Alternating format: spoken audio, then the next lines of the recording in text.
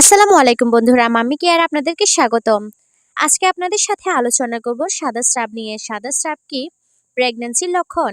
গর্ভ অবস্থায় একটি সময় যখন মা এবং শিশু সুস্থ থাকার জন্য ভালোবাসা এবং যত্নের প্রয়োজন। এই সময়টি বেশিরভাগ ব্যক্তির জন্য বেশ স্নায়বিক হতে পারে। গর্ভবতী মহিলাদের কি সাদা স্রাব হয় এবং গর্ভ অবস্থায় প্রথম দিকে স্রাব বলতে কি বোঝায়? গর্ভ অবস্থায় স্রাব নিয়ে আপনার সকল সন্দেহ দূর করে দেব আজকের ভিডিওতে। অবশ্যই স্কিপ না করে পুরো ভিডিওটি দেখার চেষ্টা করবেন। গর্ভ অবস্থায় কত তাড়াতাড়ি স্রাব শুরু হয়? যোনিস্রাব লিকোরিয়া নামেও পরিচিত। সাধারণত গর্ভধারণের পরপরই 1 থেকে 2 সপ্তাহ শুরু হয়। দৃশ্যমান পরিবর্তনটি ধীরে ধীরে ঘটে এবং গর্ভ অবস্থায় অগ্রগতির সাথে সাথে বৃদ্ধি পায়। গর্ভ অবস্থায় প্রথম দিকে স্রাব একটি স্বাভাবিক ঘটনা এবং এতে উদ্বিগ্ন হওয়ার কিছুই নেই। এটি যোনি এবং জরায়ুর দেয়াল নরম রাখতে এবং গুরুত্বপূর্ণ ভূমিকা পালন করে এবং এইভাবে সংক্রমণ প্রতিরোধে সাহায্য করে। স্বাস্থ্যকর যোনিস্রাব বর্ণহীন বা সাদা, যা গন্ধহীন বা হালকা গন্ধযুক্ত। এটি পাতলা থেকে পুরো বা স্লেমা অদৃশ্য হতে পারে। গর্ভ অবস্থায় প্রথম দিকে স্রাব কেমন দেখায়? গর্ভ অবস্থায় প্রথম দিকে স্রাব বর্ণহীন বা সাদা বা গন্ধহীন বা হালকা গন্ধযুক্ত হতে পারে। এটি পাতলা থেকে শুরু করে স্লেমা অদৃশ্য হতে পারে। লিকোরিয়া নামে পরিচিত যোনিস্রাব গর্ভ অবস্থায় অগ্রগতির সাথে ধীরে ধীরে বৃদ্ধি পায়। রক্ত সঞ্চারণ প্রবাহ এবং ইস্ট্রোজেন হরমোনের বৃদ্ধির কারণে। এছাড়াও এটি গর্ভ অবস্থায় যে কোনো সময় ঘটতে পারে। সাদা ব্যতীত অন্য রঙগুলি সংক্রমণ নির্দেশ করতে পারে। স্রাবের রং কি জেনে নিন। যোনিস্রাব দেখতে গন্ধ এবং এক পরিস্থিতিতে থেকে অন্য পরিস্থিতিতে বিঘ্ন অনুভব করতে পারে। স্বাস্থ্যকর যোনিস্রাব সাধারণত সাদা বা বর্ণহীন এবং গন্ধহীন হয়। গন্ধযুক্ত সাদা রঙের স্রাব প্রায় একটি সংক্রমণ নির্দেশ করতে পারে। কয়েক ধরনের যোনিস্রাবের রং জেনে নিন আজকের ভিডিওতে। প্রথমে আমরা কথা বলবো সাদা স্রাব নিয়ে। গর্ভ অবস্থায় প্রথম দিকে সাদা স্রাব পরিষ্কার এবং পাতলা যোনিস্রাবকে নির্দেশ করে। এটি একটি খারাপ গন্ধ যা সংক্রমণ বা অন্যান্য সম্পর্কিত রোগ নির্দেশ করে, তবে একজনকে চিন্তা করতে হবে। এরপরে জেনে নিন গোলাপি স্রাব সম্পর্কে।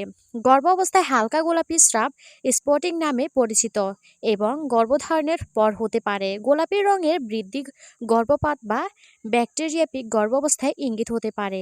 এটি অস্ট্রপিক গর্ভাবস্থায় ঘটে যখন নিষিক্ত ডিম্বাণুর ইমপ্লোটেশন জরায়ুর বাইরে থাকে। এরপর জেনে নিন হলুদ বা সবুজ স্রাব সম্পর্কে। গর্ভাবস্থায় হলুদ বা সবুজ রঙের যোনিস্রাব অস্বাস্থ্যকর।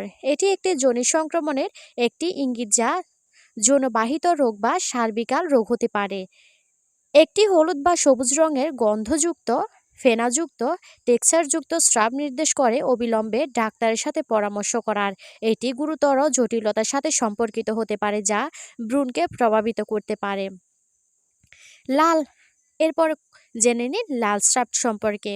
লাল একটি লাল যোনিস্রাব, বিশেষ করে যদি ভারী এবং জমাট হয়, তবে অবিলম্বে ডাক্তারের সাথে পরামর্শ করা প্রয়োজন। প্রথম ত্রৈমাসিকের সময় লাল যোনিস্রাব ইনফ্লেমেশন সংক্রমণের কম গুরুতর লক্ষণ হতে পারে। গর্ভাবস্থায় পরবর্তী পর্যায়ে ভারী লাল রঙের যোনিস্রাব গর্ভপাতের ইঙ্গিত হতে পারে। গর্ভাবস্থায় স্রাব পরিচালনা করা। গর্ভাবস্থায় মৃত গন্ধযুক্ত সাদা যোনিস্রাবের পরিমাণ বৃদ্ধি পেতে পারে এবং এটি সম্পূর্ণ স্বাভাবিক। একজনকে তখনই চিন্তা করতে হবে যখন স্রাবটি দুর্গন্ধযুক্ত বা অন্য রঙের হয়। এ ধরনের সংক্রমণের চিকিৎসার জন্য ডাক্তাররা সাধারণত ওষুধ বা অ্যান্টিবায়োটিক লিখে দেন। এগুলি ছাড়াও এখানে কয়েকটি স্বাস্থ্যকর টিপস রয়েছে, অবশ্যই ভিডিওটি স্কিপ না করে দেখবেন। গর্ভাবস্থায় একটি বর্ণিত যোনিস্রাব সাধারণত যতক্ষণ না এটি সাদা বা বর্ণহীন এবং গন্ধহীন হয়।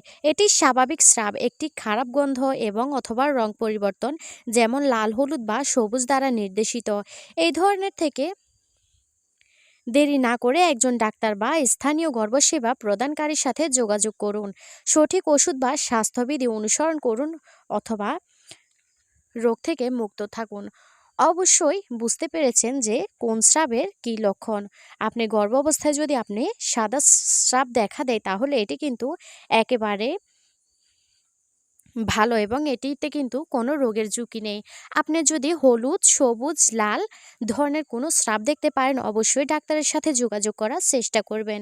বন্ধুরা, আমার ভিডিওগুলি যদি ভালো লাগে তাহলে আরও নতুন নতুন ভিডিও পেতে অবশ্যই চ্যানেলটি সাবস্ক্রাইব করে পাশে থাকা বেল আইকনটি অন করে রাখবেন এবং লাইক, কমেন্ট, শেয়ার করতে ভুলবেন না। সবাই ভালো থাকবেন। আসসালামু আলাইকুম।